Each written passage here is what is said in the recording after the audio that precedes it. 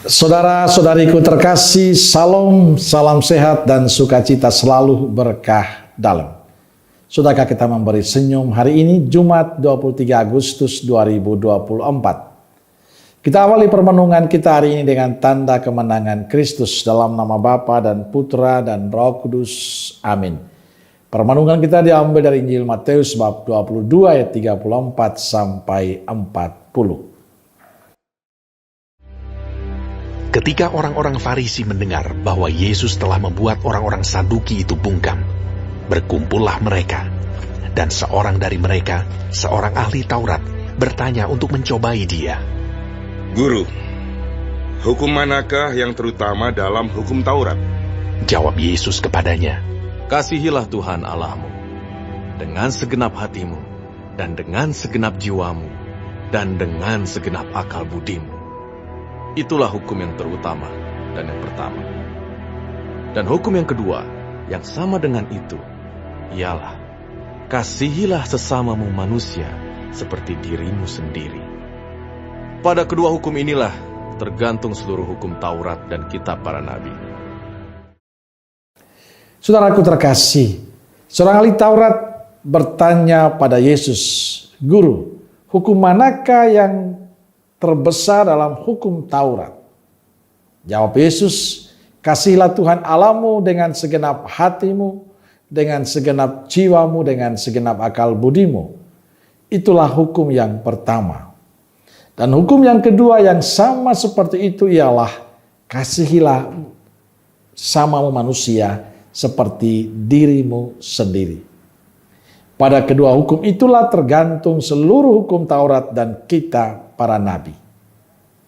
Saudaraku terkasih, mengapa ahli Taurat bertanya tentang hukum yang pertama dan utama?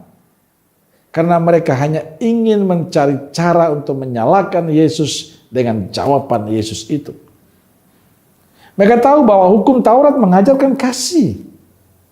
Mereka mengerti itu. Tapi perbuatan mereka jauh darinya. Mereka berusaha menggunakan firman Tuhan untuk mencelakakan orang lain. Meneguhkan posisi diri sendiri dan melayani hasrat kekuasaan mereka. Termasuk Yesus. Sebagai tokoh agama sangat mungkin ahli Taurat berbicara atas nama Tuhan. Dan padahal mereka mempunyai agenda tersembunyi. Hal ini sangat melukai hati Yesus.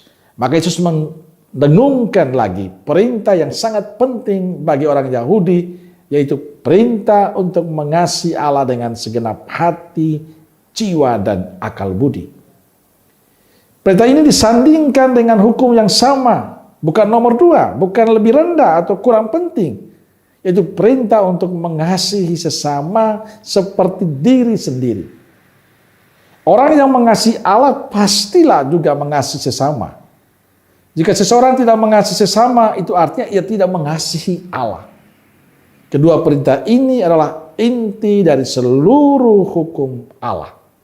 Saudaraku terkasih, saya percaya kita meyakini bahwa kebutuhan untuk dicintai, diterima, diakui itu hal yang sangat normal.